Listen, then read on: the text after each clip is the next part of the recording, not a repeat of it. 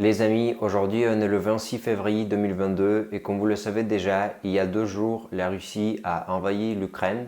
À l'heure d'aujourd'hui, l'invasion militaire a eu lieu dans toutes les régions. Les batailles les plus intenses ont lieu à l'est et au sud du pays, ainsi qu'à Kiev. La Russie essaye de capturer la capitale, mais l'armée ukrainienne reste forte et la capitale reste ukrainienne. Les Ukrainiens sont très déterminés à protéger leur pays, leur peuple, leur indépendance. En ce qui me concerne, j'habite à l'ouest du pays, à Rivne, et la situation ici n'est pas critique pour le moment. Hier, je me suis réveillé à une explosion d'une fusée qui a été lancée sur l'aéroport de Rivne. Heureusement, il n'y avait pas de blessés. Et hier, durant la journée, 4 fois, on a entendu la sirène d'urgence qui nous prévenait d'un danger aérien et donc on devait se cacher dans un abri anti-atomique.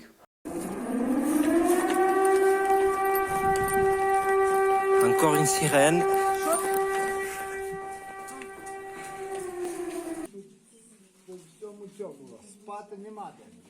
Ce n'est pas facile, mais on essaye de garder notre calme et faire ce qu'on peut. Personnellement, je n'ai pas eu de préparation militaire et les gens comme moi ne sont pas mobilisés pour le moment ici à Rivne.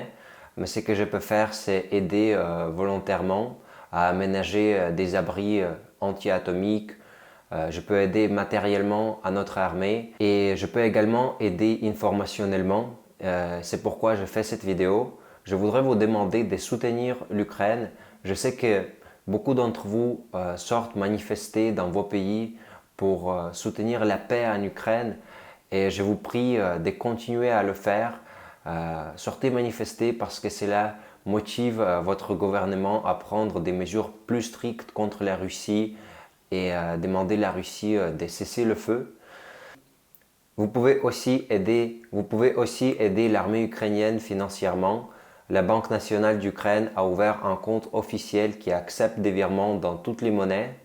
Donc si vous avez cette possibilité, je vais laisser des coordonnées officielles en dessous de cette vidéo. Par cette vidéo, je voulais insister qu'aujourd'hui, on ne peut plus rester indifférent parce que l'armée ukrainienne aujourd'hui ne fait pas que protéger son peuple et son pays.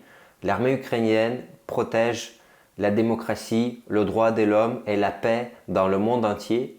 Et sans la paix en Ukraine, la paix en Europe et dans le monde ne pourra pas durer longtemps. Donc, je vous prie d'agir de votre côté comme vous le pouvez.